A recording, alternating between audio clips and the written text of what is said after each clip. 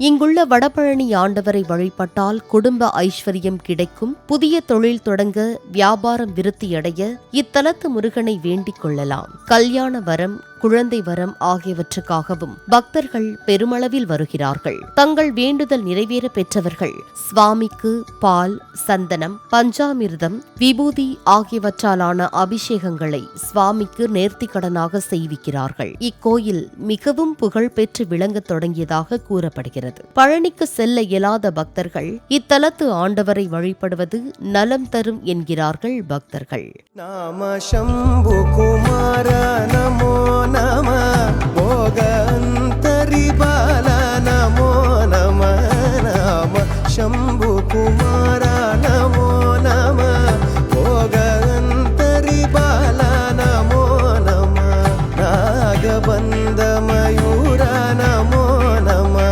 பரசூர. For more information, watch the full video, link in description.